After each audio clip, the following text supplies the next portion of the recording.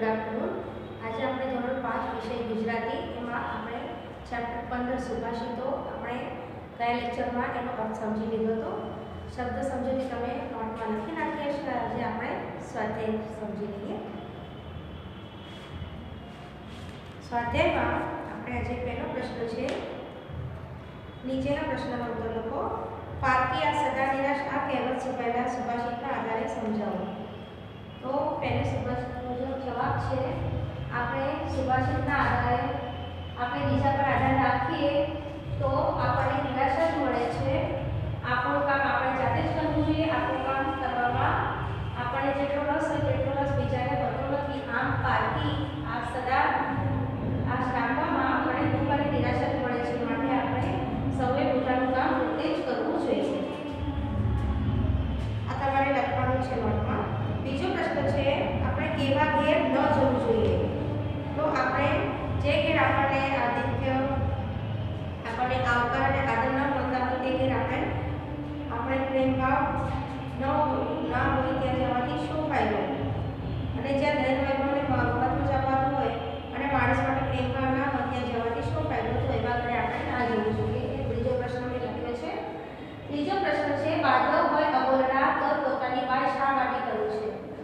તો આપણા સંબંધો બાંધવો માટે આપણે પૂરવા ચાલવાનો સંબંધ ન હોય તો પણ મુશ્કેલ સંજોગોમાં ભાઈઓ પણ આપણને મદદ કરે છે. તેથી કહ્યું છે, બાંધવ હોય અબોલના તો પોતાની વાત. અને એવી રીતે ચોથા પ્રશ્નનો જવાબ લખેલો છે. તો એ તમારે નોટમાં લખવાનું છે. આગળ પ્રશ્ન છે, નીચે આપેલા શબ્દોના સમાનાર્થી શબ્દો શોધીને લખો. તો એ આપણે લખીએ.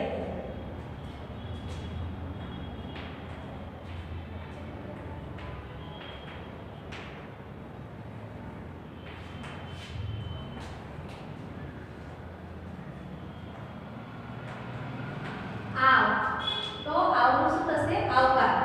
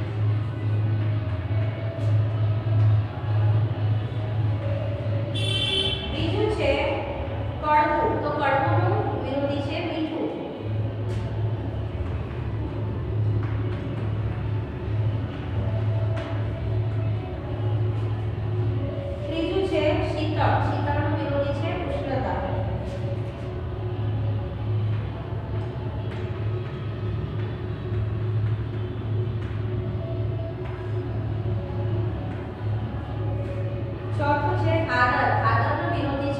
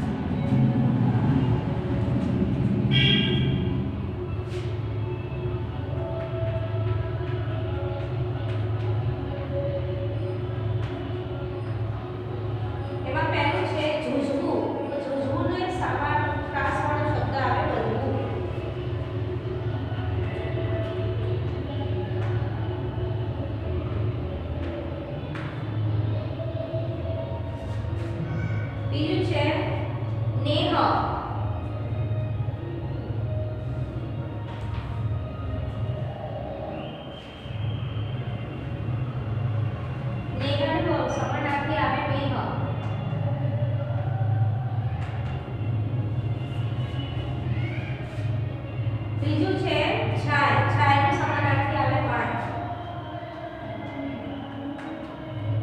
પ્રાસ બેસે એવો શબ્દ છે વાય.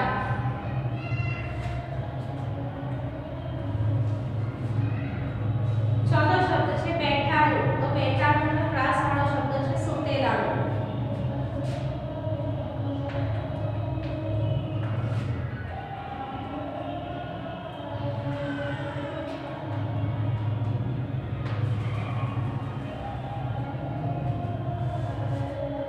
પાંચમો શબ્દ છે જાય. જાયનો પ્રાસ બેસે એવો શબ્દ છે ખાય.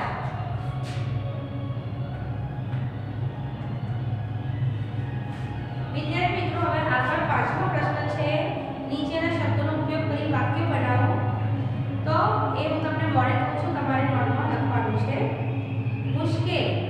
તો પરિશ્રમથી મુશ્કેલ કામ પણ સરળ બની જાય છે. પહેલું થયું. હવે બીજું છે જૂઠું. જૂઠું બોલીને આપણે આપણી જાતને છેતરવી જોઈએ નહીં. ત્રીજું છે શીતળ. શિયાળામાં શીતળ પવન વાય છે. ચોથું છે ભાગ્ય. જેના ભાગ્યમાં જે લખ્યું હોય તે જરૂર બને છે. પાંચમું છે નયન. તો નયન પરથી શબ્દ વાક્ય બનશે રાગિણીના નયન મૃગલીના નયન જેવા હતા. આ તમારે નોટમાં જાતે લખવાનું છે. હવે આગળનો પ્રશ્ન છે બે દુહા કે સુભાષિતો લખો. તો તમારે પહેલું સુભાષિત લખવાનું છે શમેના વેર વેરથી, ટળેના પાપ પાપથી, ઔષધ સર્વ દુઃખનું, મૈત્રી ભાવ સનાતન. પછી બીજું છે નમતાથી સૌ કોઈ લીજે, નમતાને બહુમાન, સાગરને નદીઓ ભજે, છોડી ઊંચા સ્થાન. તો આ થયો સ્વાધ્યાય